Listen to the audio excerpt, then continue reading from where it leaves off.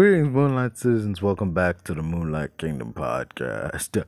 We are back here with Moonlight Kingdom Podcast episodes, and we'll be covering a variety of topics right here. I'm joined by my good friend right here on this episode.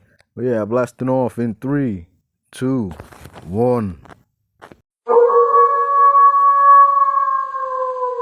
Obviously, it didn't matter that much, but I think that was like the beginning of post-cinematic, like post-theatric fixes. And it's kind of ruining us. Because now they have an excuse to do shit. Because they'll just fix it later. Nigga, no. I want it good now. It kind of reminds me of, you know Star Wars special editions that George Lucas would it's kind of like that, you know? Yeah, he kept tweaking like the wildlife. He tweaked the AT-AT. I think he even tweaked who's that guy who goes to my black? What the fuck is that? Guido or something. There was that scene with Harrison Ford and Greedo where he changed it so that Han wasn't the guy who shot first, which was dumb. And they had like an awful, horrible head thing where his head now slightly moves off his shoulders like kind of fall off. Nasty stuff. That was rough, dude. Okay, CGI aside, from a movie standpoint, him not shooting first is dumb, dude. Exactly, because he's Han Solo. He's not like, a Sith. It makes sense that he would shoot first, but you want to preserve this sort of rewritten historical book. Yeah. The dude, they actually asked George Lucas, why? Why did you make it so that Han didn't shoot first? He said, because he thought Han shooting first made him look like a cold-blooded killer. No, it didn't. I mean, who isn't a killer in Star Wars? Come on. Dude, plus, him shooting first doesn't make him, cold-blooded. It just makes him smart. He knows this dude. Exactly. It makes him strategic because you can see what's about to happen. Yeah. So weird. The only change I'll probably accept is, Jar Jar, but even that, it was kind of done, overly. Yeah. It was okay in 97, but then in 02, they thought, we have better CGI, so we might as well change it. But even that wasn't good, and I think they haven't changed them since 2007, with the third Blu-ray release. So yeah, I don't know, man. A whole bunch of pedantic changes. Well, the one I don't understand to this day, aside from Han, was where they CGI'd Jabba the Hutt. Because in the original movie, there was a guy in a suit. A very obvious guy in a suit. Yet when they did the special editions... Yeah. Yeah, that's the one I'm talking about. Dude. Because I think even going back, they had difficulties because obviously the original version that did not come out in the original movie because it was cut out. It didn't have the effects at the time. He's walking around him, so that creates difficulties now when you're building a CG model because now you have to rotoscope out Han, add in this wider, much wider than that Scottish actor CG double. And then you gotta have these texturings and you gotta have a lot of unnecessary challenges. I do appreciate though the world building at least. Because obviously, the original movie, a lot of the scenes where there are a lot of the scenes when they're walking through hallways, it's white wall because it's set. They couldn't really do much with it back then. But now, obviously, with ILM and all of that, they hooked it up. I guess really just showcase Star Wars universe, just show the beauty and the liveliness. It doesn't feel so cold, so stage production-y. I mean, I get that. That's nice. And there was no volume back then. There was no No, none of that Mandalorian crap. Just. Let me ask you this: which do you prefer? Do you prefer like the prequels era Star Wars backgrounds or the volume backgrounds we have now? I think most of them. It really depends, to be honest, because with the volumetric stage, a lot of it is like it's mostly outside scenery because that's what you can do the best because it gives you the natural lighting and stuff. But if you want to change scenes in like a more elaborate way, then in that context you might need the CGI allowance because you also got to think about like how the screens are calibrated and what they're calibrated for showing.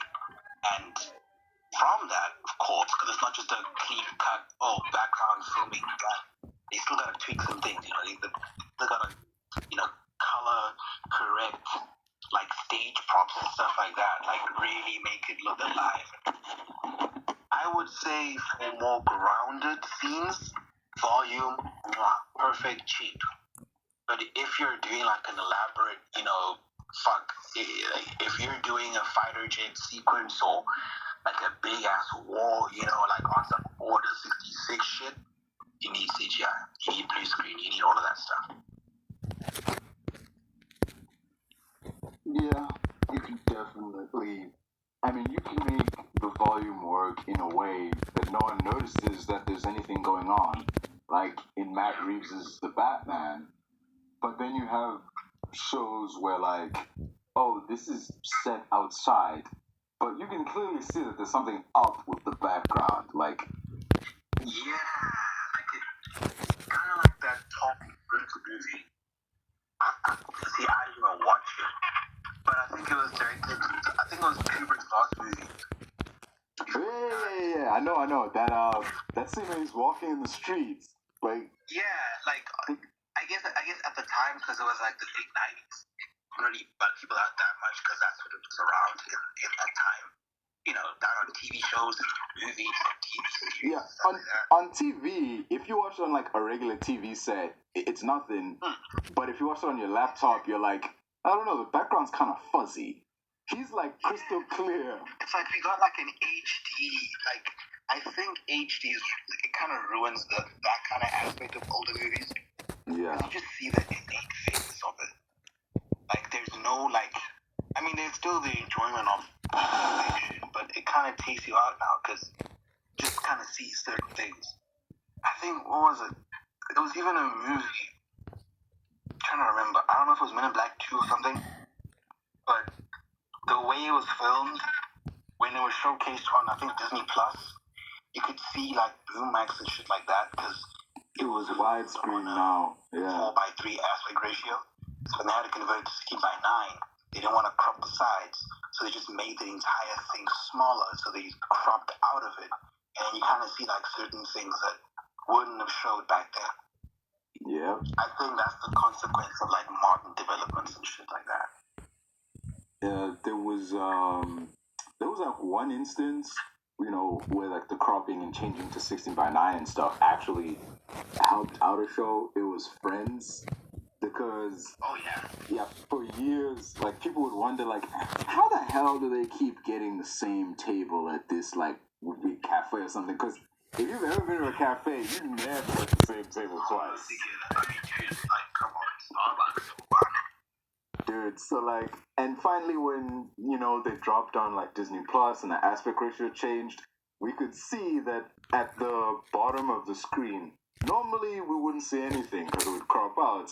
But on like Disney Plus, we can see like there's a reserved sign. So it's like, okay, they reserved this table. They must have booked in advance. Okay, that makes sense now. And it makes sense because obviously the cameras that were filmed, with Friends were like just real CinemaScope cameras. Like they weren't like smaller TV cameras.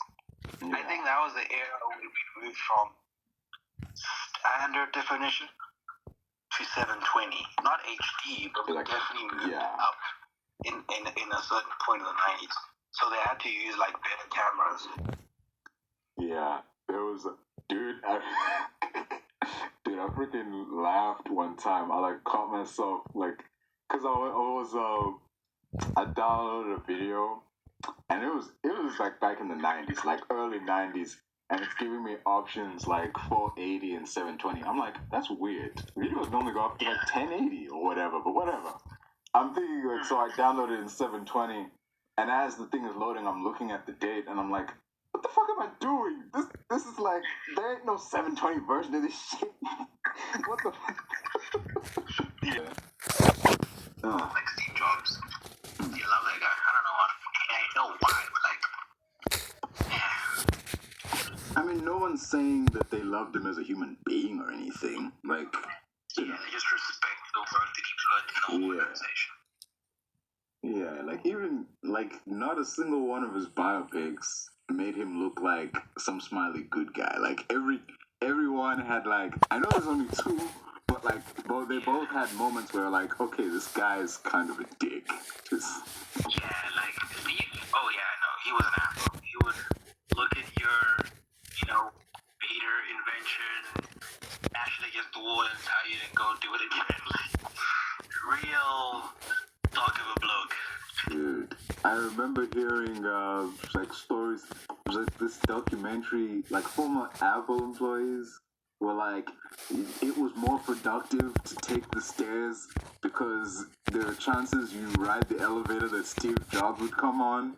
Like when you get on, you'd have a job. By the time you get to the desk, you were fired. He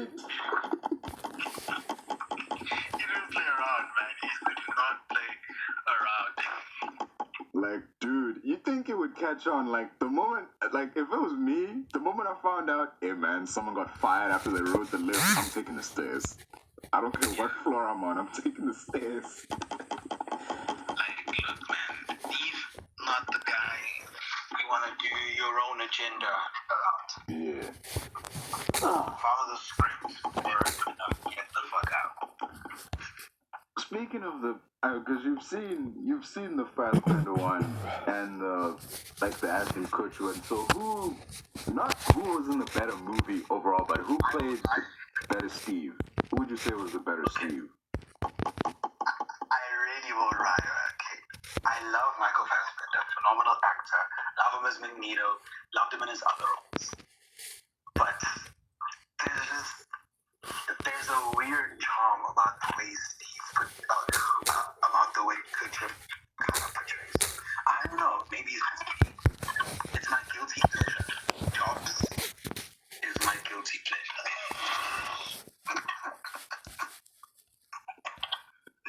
I really like it. I don't want to lie.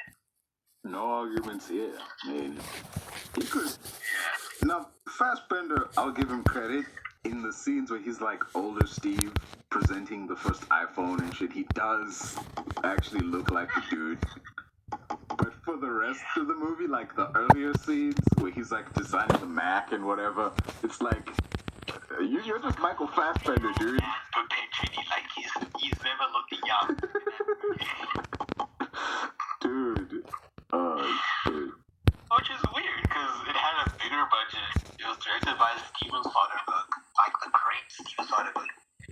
And it's like, they had all the right elements. I mean, there's a reason the movie is Oscar nominated. Yeah. But it just doesn't hit for me. Like, look, Fassbender's acting is phenomenal. The scenes with Lisa, the scenes with John Scully, all of that stuff, brilliant. But the movie doesn't hit me the same. It's kind of like The Social Network. The way that movie really grips you, it feels like it's melancholic. Like it's like, damn, this guy is not a good person.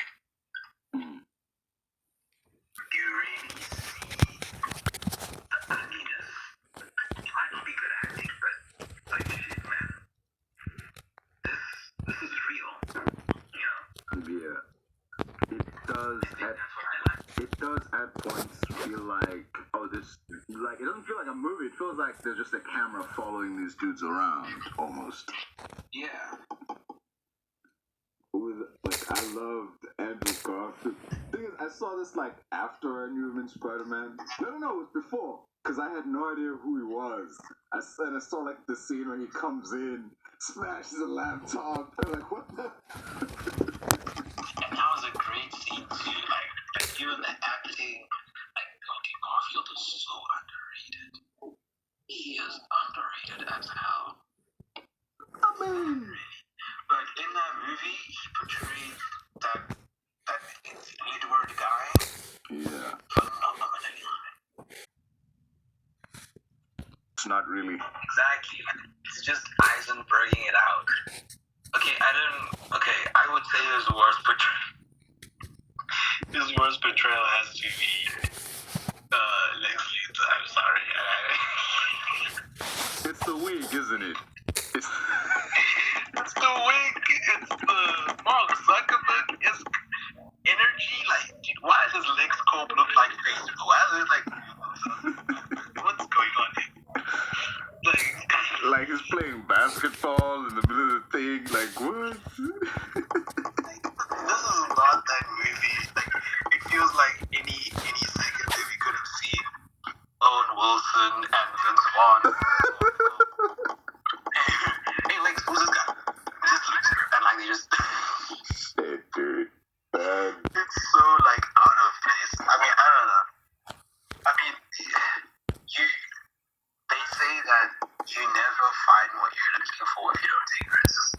So I think they try to go with an idiot land. That's the problem. Honestly, Failed to let it. I blame Heath Ledger. R.I.P. But I blame Heath Ledger, dude. Because no. Oh man. Get this. There was because you see, for years and years, people were like, well, ever since Spider-Man 1, people were like, Willem Dafoe should be Green Goblin, man. Willem Dafoe should be Green Goblin. And when they were casting for The Dark Knight, he was top 2. It was Willem Dafoe and Heath Ledger. Everyone wanted him for that. He had like the Joker face. Yeah. Not even for Green Goblin. The only reason why they cast him is because he just had a goblin-like face. And they had no better option. Like, he's one of the guys who would literally always miss that role. Yeah, man. And then obviously you have the fan casting, whatever. I think the first ever fan cast ever come true is Patrick Stewart as Professor X. Yeah. Because there was that magazine from like 1996 when X-Men was announced, like still announced. And they were like, oh, okay, who's gonna play this? It was like a gaming mag. I forgot what it was called. But they had like different options for like Wolverine and Storm. I think Storm was like Angela Bassett. Like that was the next scenes from the costume. She was definitely in there, yeah. God, Professor X, spot on. Because again, obviously at that point, Stewart was very bald. He was filming, the Next Generation. Yeah, Star Trek, yeah. In his old man era. And it's crazy because he's literally played the role longer than we've been alive. About as long as... Okay, not as long as Logan, now that we got Deadpool 3, but longer than anybody. But once he comes back, obviously, MLM and Secret Wars, he's definitely coming back for. Same with McKellen. They will be back for Secret Wars. Because that's all that. There has been no other old man who has fit the bill more than this guy has. And it's the fact that they picked him in a right age, because he was in like his early to mid 60s when they began. Now he's in his 80s.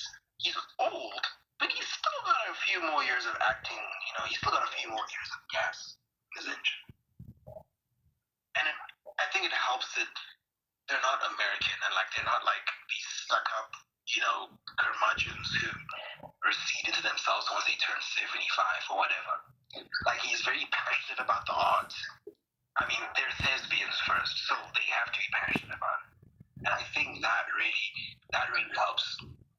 Because you're not gonna get, a dramatic, oh, this guy's so difficult to work with, negotiation was so hard. These guys love acting, man. They've acted since the 60s, we love it. And I think because of that, they'll always come back to these certain roles if they're compelling enough. Yeah, it's definitely. Gene Hackman saved the world in 2009. Oh, shit, man. Like, speaking of, and poor Gene Hackman, like, I don't even mean like, poor guy, he's strong and everything. Just his last movie is why I'm like, poor Gene Hackman, because, dude, I feel like What was it on? his last movie was this comedy directed by Ray Romano. It's called Welcome to Moon Sports. I'm just looking at the dude, I'm thinking, like, really? You want to retire on that? Dude, like... I mean, it's kind of like the Marlon Brando effect. Yeah, but Brando, like, put on weight, and he, like, got lazy. There's a difference, man. Like, Oh yeah, I think he phoned it in for like the last 15 years of his career. yeah. There was a point when I knew that dude absolutely 100% stopped giving a crap. Was in this movie where he plays a dude. It's a comedy where he's playing a dude who claims that he inspired the character of Don Corleone. And he's not even playing Don Corleone. He's playing a dude doing an impression of that. And it's just like... Oh my god, dude. that's like flanderizing you to the max. Like, flanderizing yourself, man. Just... Jesus. I mean, could we say that Sean Connery kind of went the same direction career-wise? No. We can say Roger Moore did. He definitely went in on Yeah, but that. he didn't like phone it in. He just wasn't that popular. Wasn't his last movie like that? Wasn't like Furry Vengeance or something? Furry Vengeance was... Oh, wait, no. That's... Is this still alive? Oh, he died in the Oh. Damn. Yeah. That says a lot, dude. The fact I didn't even know that, man. I'm like, is he still alive? It says a lot, dude. Just... See what I mean? Like, oh, wait, I think... Who was it? Or was it another movie? It had like a very old actor back in the day.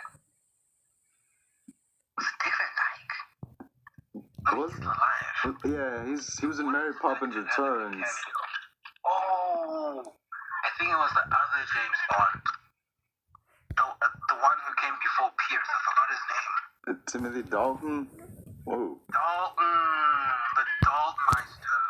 Yeah. He was on Doom Patrol, yeah. Yeah, Timothy Dalton. I mean, he's still alive. But, his career, I feel like he had a lot of potential and he squandered. How so? I mean, I haven't seen him in a bad movie. I mean... Difficult to work with. Okay. Yeah, a lot of these guys, I don't know why they want to be like, and that's the issue with American actors. I can't think of a single, I mean, I'm sure there is, before, but I can't think of a single British thespian who's ever been so difficult to work with.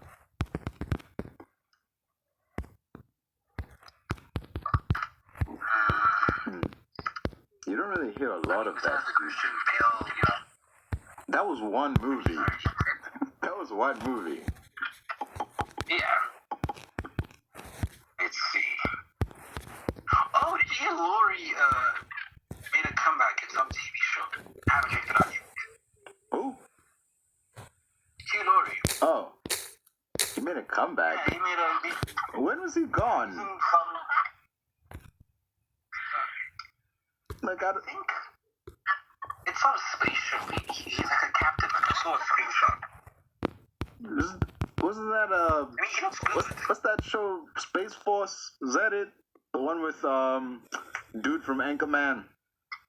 Yeah, it might be yeah, it could be that one. I'm not sure, but he looks quite good, especially for someone who looked a bit disheveled a few years ago. I think he got sober again.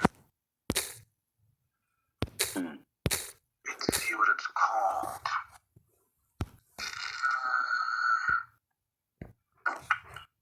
Yeah, no, he looks good right now. He's in his peak. And then you have a person like Michael Caine who'll do anything no one wants.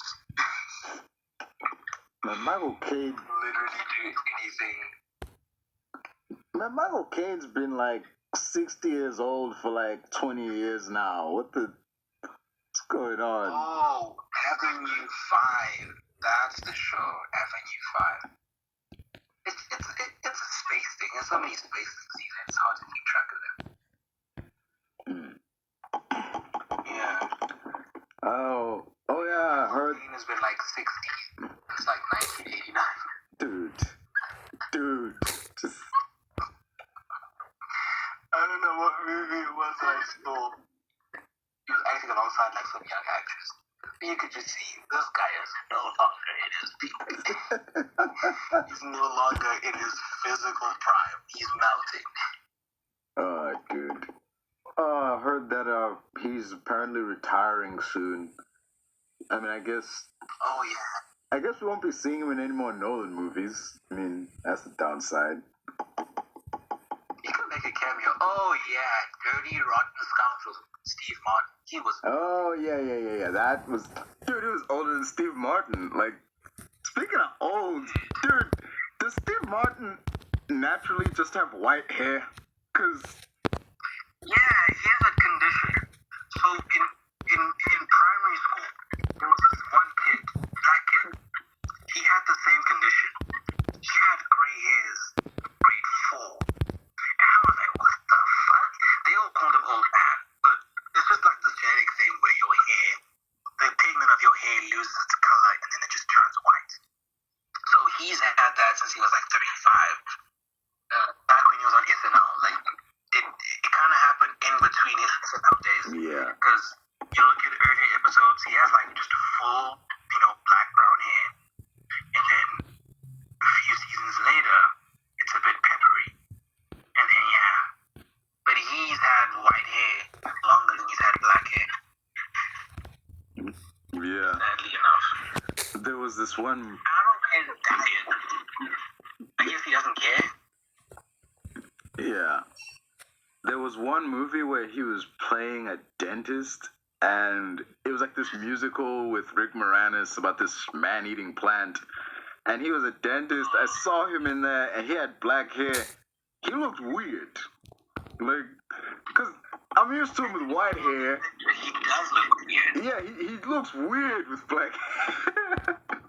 It looks creepy, like a guy is gonna gut you. Like, dude,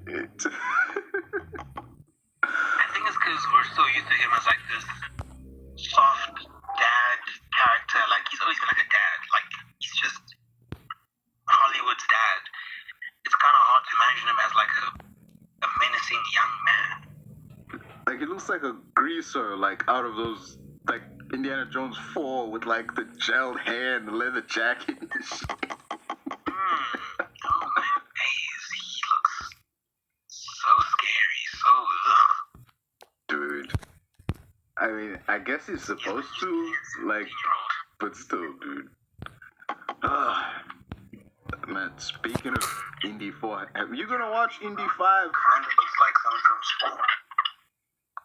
Spawn. Hey, out of curiosity, you gonna see Indiana Jones 5? Yeah, I will. I think the last one. That was the one with Shire, right? Yeah, That was yeah. the 9th one. Yeah, that was it.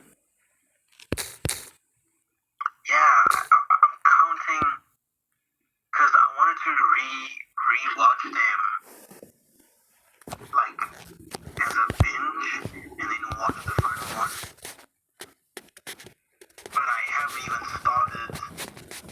I think is it 3 or 2? I think it's 3 that I haven't watched yet. Like as a retread. 2 is a prequel, The one thing by the way. Yeah. is that the issue with the last one and this one is that certain things had to be kind of scrapped. Like just even like his son, because Shire's not being big right now. Yeah. And I think they also didn't. There's a few characters that they kind of just gloss over. But no, I haven't watched it yet. I heard it didn't do well.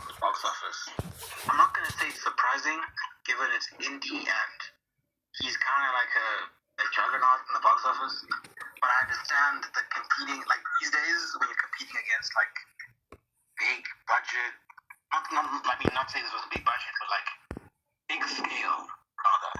Everything is big. Everything is space and teleportation and aliens and elaborate gunfight scenes like extraction. Everything's so busy. I feel like Indy is kind of out of date. Yeah. Especially considering with the movie's like $200 million budget. I mean, there are movies. Yeah, there's all this crap, but like, not to mention the de-aging, that probably costs a ton of money. So. Exactly, and it's pretty much like Captain Marvel, where it's constantly like it's not. Yeah. It's not like like it doesn't. I mean, obviously Harrison looks good for his age, but as you see from Mission Impossible, they do a little tugging because obviously Harrison is a little bit older than what Indy should be canonically. I think Indy should be like 72 or something, based on the timeline. Yeah. Because it's like the 50s, mid 50s or whatever. Yeah, I mean. He should be like 70 something, but obviously Harrison was 80 and a little Charlie. So, they did some cleanup across the board, which can definitely balloon up the budget. There was one scene that I know they're gonna go back and fix, because there was one scene where he's getting in a car and like his face looks okay. There's one scene where he's getting in a car, he's looking straight ahead, and for like a second the stuff on his face just drops, and it's old ass Harrison Ford until he turns his head. I don't even notice it until it came back on that, oh no. Oh my god. There's like a whole ass second where he just goes from like, regular Indy to just jowly and shit. Then he turns his head and it comes back on like a filter. It's just... Yeah. And obviously, that's kind of the one issue we need to deal with now. Is that, obviously, remember how they hired Shamuk with his YouTube videos of the Irishman? Yeah. They fixed Luke and... He worked with Island for a while now. He's the guy who kind of got them on board with deepfakes, and using deepfakes and CGI hand in hand. But I feel like in that one, it's entirely possible that they probably relied on deepfakes a little bit too much. And the issue with deepfakes is that if you fail to render every scene sequentially, you're going to have some keyframes that drop off because you can't track the model consistently using subject. It's better if subject is like very still. Yeah. That's why that video of the Irishman looked pretty good, because he's just, he's very like kind of static, like driving a car. Yeah. Speaking. His face remains pretty much the same angle. Action movie or like anything with a little bit of movement is gonna have some problems. So they need to fix that in the near future, otherwise it's gonna be an issue. It's like in Captain Marvel with okay, this doesn't have a lot to do with the CG, because Sam Jackson, he looked pretty good. Like, he could pass as 90s Sam Jackson if he just like shaved the goatee. But there was like this one fight scene he had, his face got, you even pointed it out, dude, his face got kind of blurry when he was like fighting that Skrull, dude. Yeah, and obviously I think it's even worse with him because they didn't even like use deepfake, because Sam's a pretty useful guy. They relied on like that traditional tracking, but even with that one, man, like on each side it requires manpower. CGI needs an artist to consistently like animate like the specific, like tactics and things like that. And then on the deepfake side, the deepfake's gotta follow the subject. So you can't win on either side. Yeah. And another big issue as well with that old man body. Yeah, when he's gotta actually move, then it's... Dude, Robert De Niro and the Irishman, yikes, man. Like... He's kicking that guy out of the cab. Dude, it was so stilted, man. Like... It literally is like a 92-year-old man trying his best to beat a criminal, and he's just not hurting him at all. And obviously the acting is so, dramatic, the guy on the So he's like wincing in pain. I'm like, that was the one scene where I'm like, bro, y'all just should have used a body double, man. I mean, no one would know. I mean, we would know. He's like a chunky man in his 40s. Like, get a man who has like Robert De Niro's stature. That's not that hard. Dude, like, oh my god. and you know what's weird? What's really sad about this crap? If they had gotten a body double and just CGI'd Robert De Niro's face, it probably would have looked better. Yeah. Dude, even with like Fury and Captain Marvel, and when Thanos is like tossing him around, it's just oof. Dude, even if look at Steve in Captain America: The First Avenger when he was all skinny and stuff. That was a body double, and he looked good. Like, dude. I mean, it makes sense because that guy's like, he's not that old. He's like a guy in his 30s or something.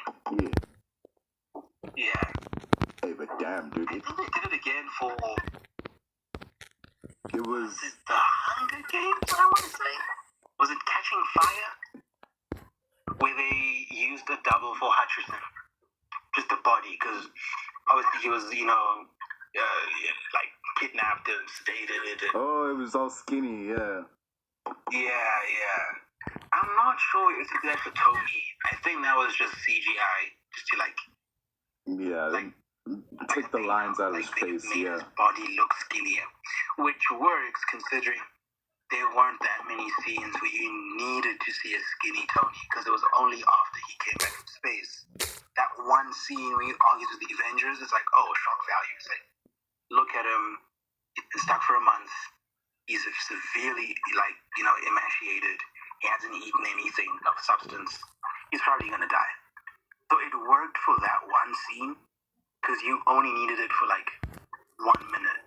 Whereas the Hunger Games and obviously Captain America, it was like 40 plus minutes of that.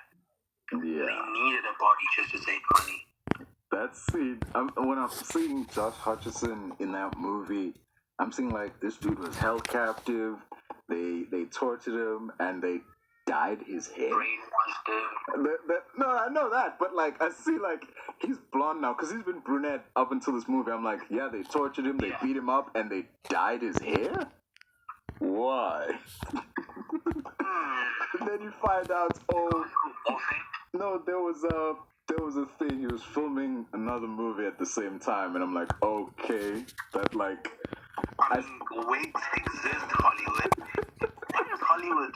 They're so stuck up with that. Because the reason why I feel it's like the butterfly effect. So the beginning is one studio exec refusing to put a fake mustache on Henry Cavill, and then the resulting appearance is the destruction of the DCEU and the superhero genre as a whole. Mustachegate changed everything. Like if you truly think about it, it changed everything. It upped the scrutinization of digital effects. It put pressure on digital artists who were mandated by studios to give them the best result, or the cheapest result for as best as possible and as quickly as possible. It fucked up so many. It literally caused the most egregious butterfly effect ever. And it was simply because they did not want to put a fake mustache on there in the process. Jesus Christ. Yeah. That's crazy, man. I love pointing this out, dude, every time. It's still, to this day, it gets a chuckle out of me. Like, Mission Impossible were cool with Henry Cavill shaving and, like, them taking time off, provided WB paid them X amount of money, right? WB said, screw that, we're just gonna CG his face. And in the end, they CG'd his face, and it cost more than the money that dudes were asking for. Dude, and they literally said, look, we will pay for the most expensive mustache that has ever been created. Just look at Rachel McAdams in Mean Girls, because she was still filming, was it The Notebook? Because of that, she needed to be brunette. so she had to keep her hair cut. But in Mean Girls, she has this beautiful blonde wig. I think he spent like $60,000 on this, and then it ended up selling for like over $500,000 in an auction. What is so hard about trusting the hair and makeup department to make a convincing piece of facial hair? I just don't get it. It's so egotistical. It's purely ego. Yeah. Plus, it's not like the thing is with Josstice League. It's not like it would be out of the realm of possibility for Soups to have a beard. He has a beard in the comics when he comes out from the ground. So like, it's comic. It's Snyder's fault. Yeah. Because he didn't want any of that remote bullshit. He was like, nah, we're doing it. I get it, but also, come on. Hair and fingernails grow after you die, man. It's not like it's ridiculous, dude, coming out of there. Like, yeah. Like, they could have made the best of the best situation, but they just, I don't know, man. Ego just always gets in. Oh, man. But anyway, like, what can we do? Mustachegate has come and gone. Comic landscape has irrevocably changed. And, like, you were right. It did up the scrutiny. It did, like, alter how we view this kind of media, because everybody knew going into that movie, Henry Cavill's going to have a CGI face. Everybody knew, and they were looking. Where are the scenes where his mouth is janky? Where are those scenes? For exactly what they were looking for. Yeah. It was in the opening fucking sequence. Why, Joss Whedon? Why? That scene did nothing for Superman's character. I know they were going for, oh, look at him. He's just like the Superman you remember from the DCEU, guys. Come on. Kids love him. He loves kids. No, it did nothing. I remember watching a video. The Weekly Pads with the Sunday movies. And they were like, okay, the kid's holding a camera, right? Can't you just put a fucking filter on the kid? I mean, like, just put a filter on Superman, because he's literally holding a phone. If it was like a generic, copycat Snapchat app, just put a fucking Mexican filter on him, like put a sombrero and a mustache. Make it playful. Yeah. Like, they could have avoided so many. I hate trying to fix things for these directors, because it's just like, it was right there in front of you. Like, make the best of a bad situation. Why are you spending like $5 million on fixing the mustache? Come on, bro. Think. Add a beard. Do something. It actually, like, someone did the math on this, and, like, proper saying shit, it would have actually cost less money to add facial hair than it would to, like, hide it. Like, exactly, because now when you're hiding it, you gotta, like, match the pores, the skin, you gotta match the lip movement, you gotta get his actual, like, construction right. Because if it looks off, it looks off. I can remember the scene where, okay, Clark says how to do it, and then he takes Lois to Smallville, and then they're in the field.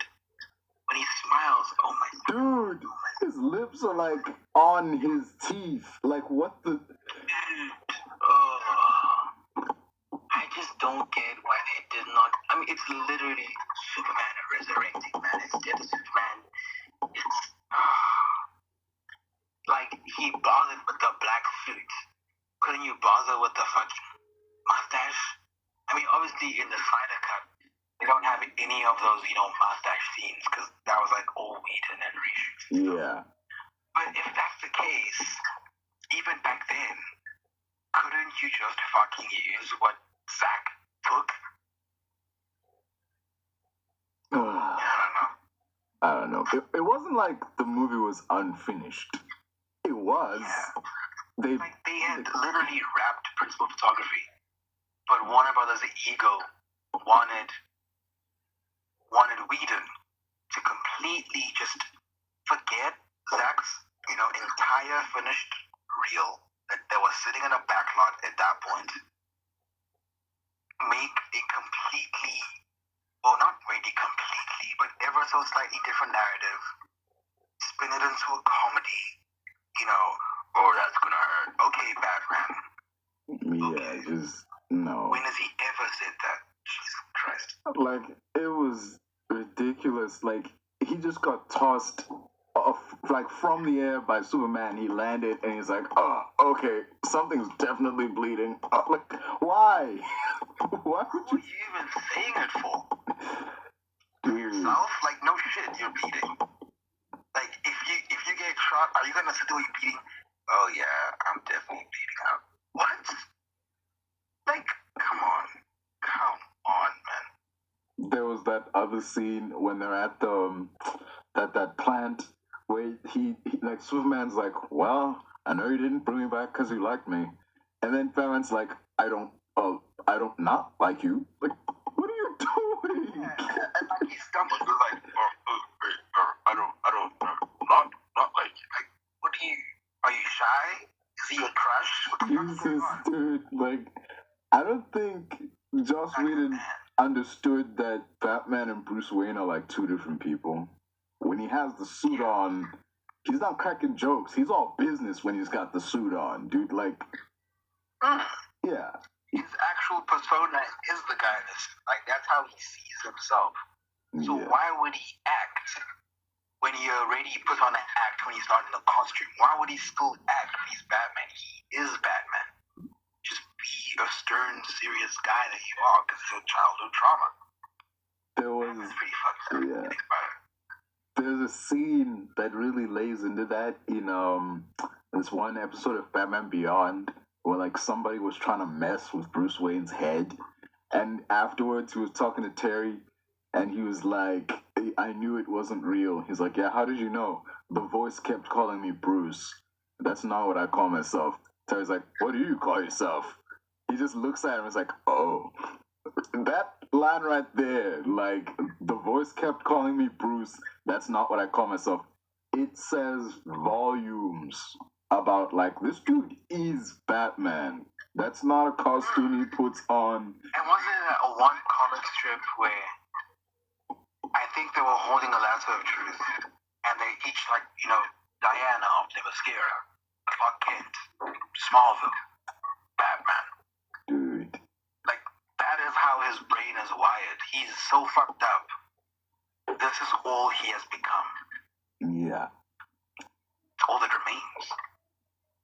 I think when it came to Joss Whedon coming in from the MCU, where secret identities aren't really a thing in the MCU, so like, in his view of things, there's no difference between Tony Stark and Iron Man, so there should really be no difference between Bruce Wayne and Batman, when it's clearly not the right approach to it. I think that's a trip up. But also, I think when it comes to Joss, he's never had the difficult task of writing a wholly menacing person.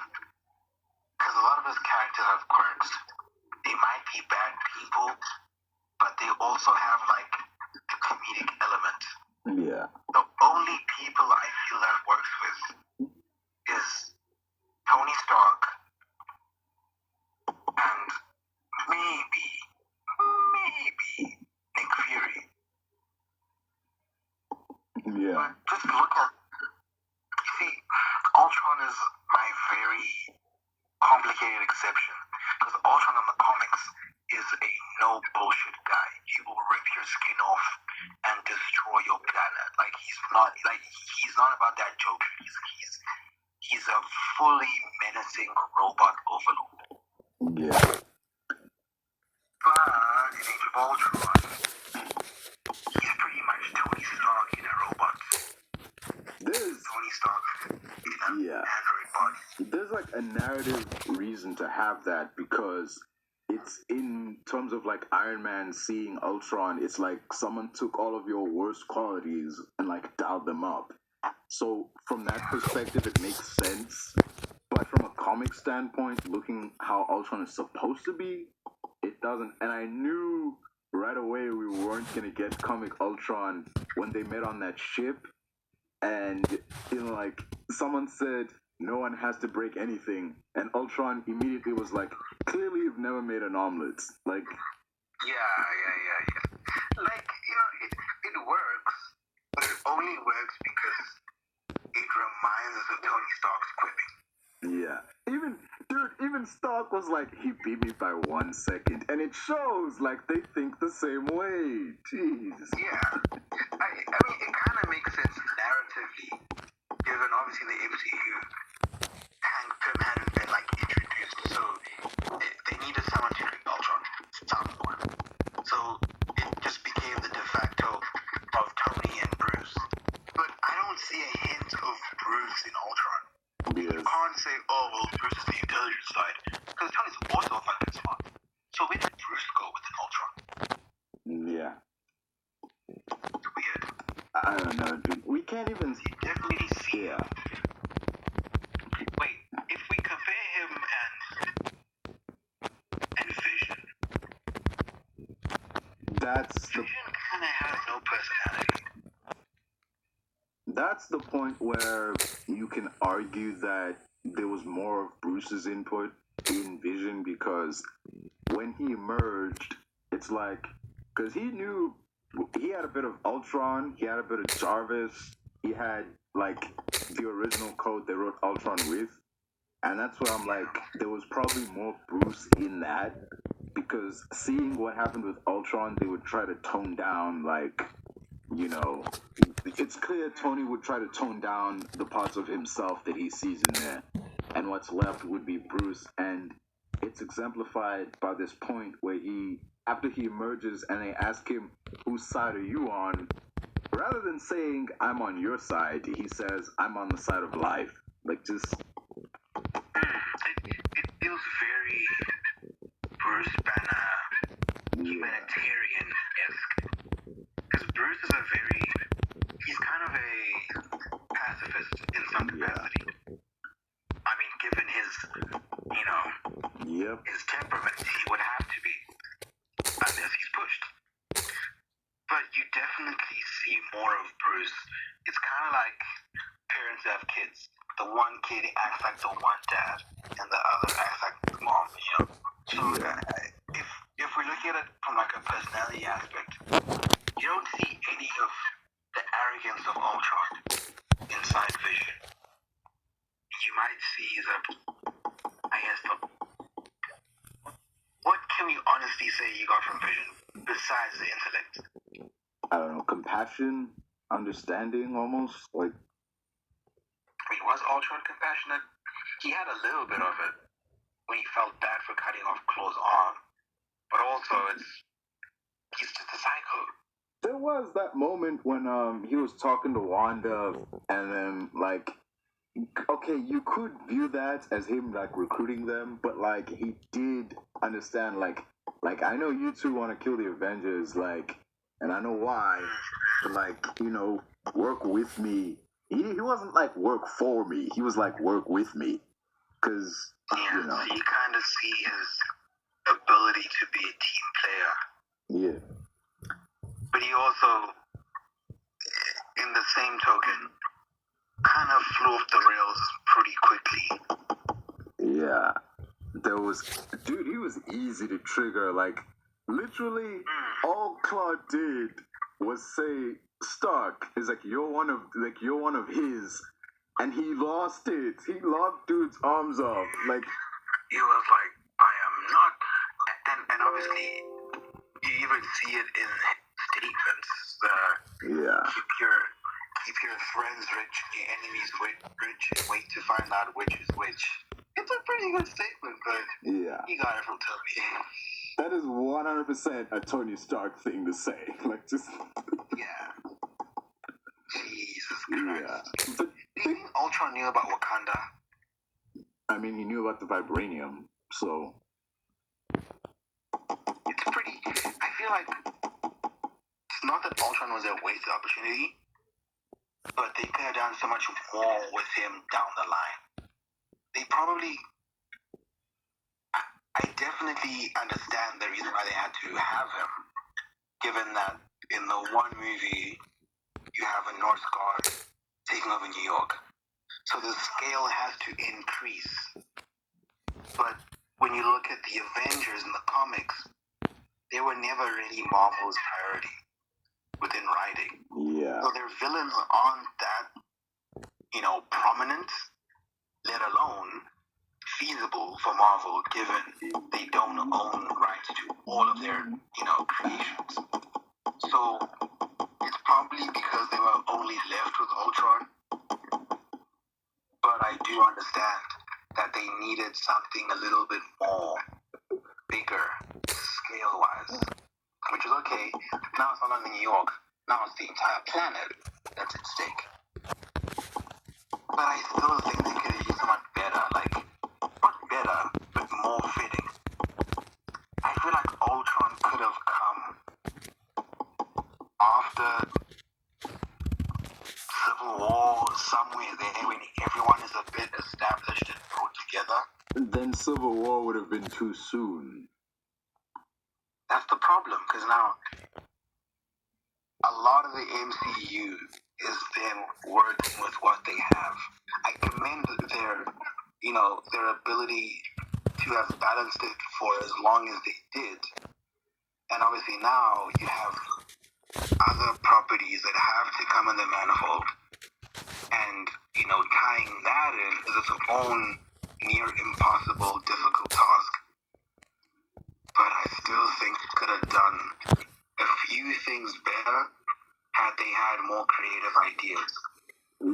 What was a film that, say we pushed Age of Ultron ahead, what is the movie that would have taken its spot? What was a solo movie threat that could have been an Avengers level threat? Personally, I think S.H.I.E.L.D. being taken over by Hydra sounds like a pretty Avengers level thing. Hydra and U.S. agents.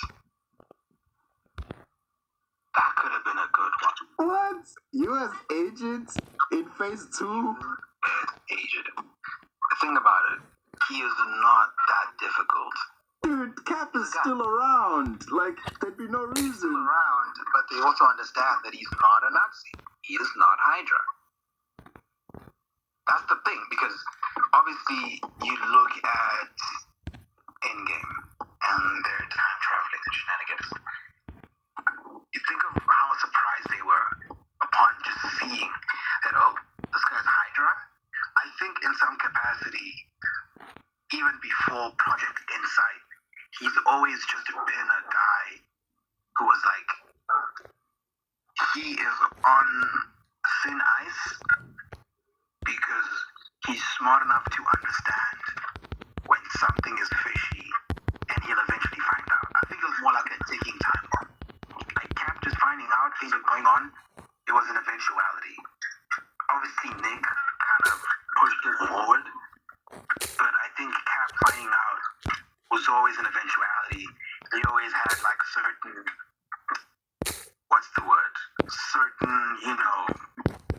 protocols for him. Yeah. And U.S. agent would have been the perfect foil.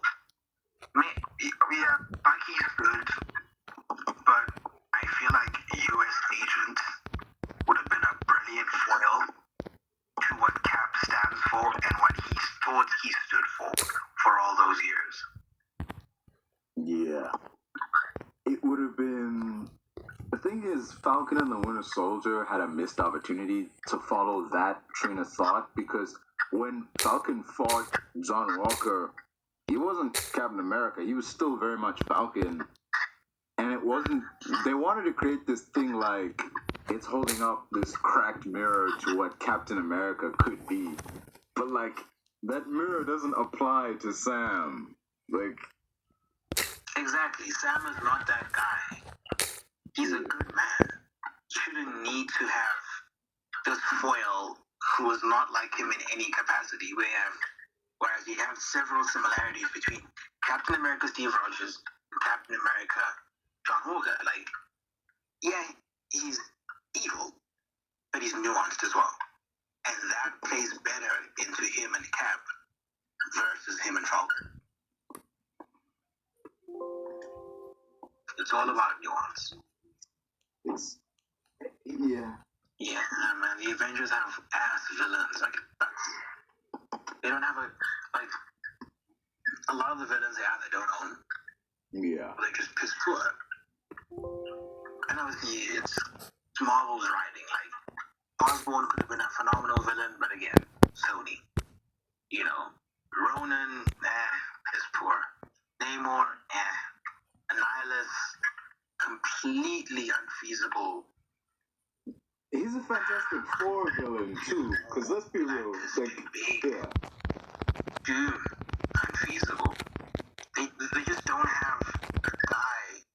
Like, I understand. I really do understand, like, Feige's rationale for picking the people that they picked. And let's be real, Loki, as good as he was a Thor villain. He wasn't an Avengers threat until, like, recently. Exactly. Loki should have been a Thor movie, just a sole Thor movie antagonist. Yeah. They do have Thanos. They do have And he Thanos. kind of wasted Abomination.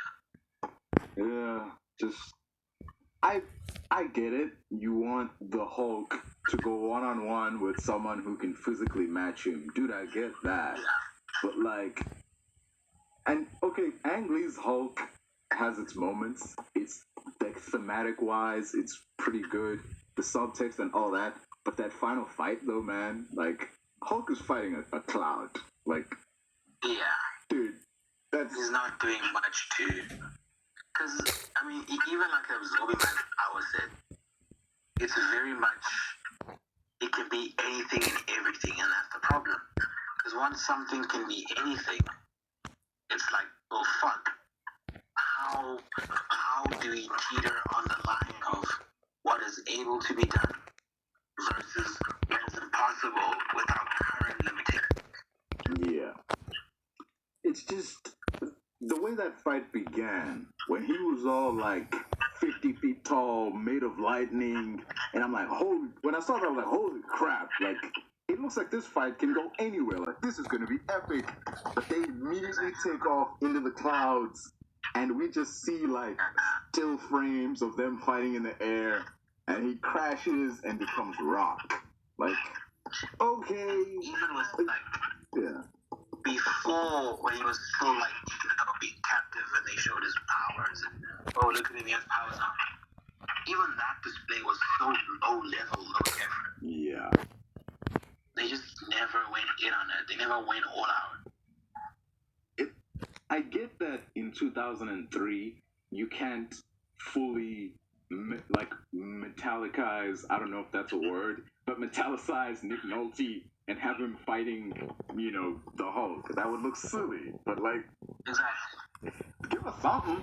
Like, because Dude, Rock Nick Nolte was just like, dude, what is this? What am I looking at? I feel like maybe if they had leaned towards, look at the Mummy, and how the Mummy used the limitations to their advantage.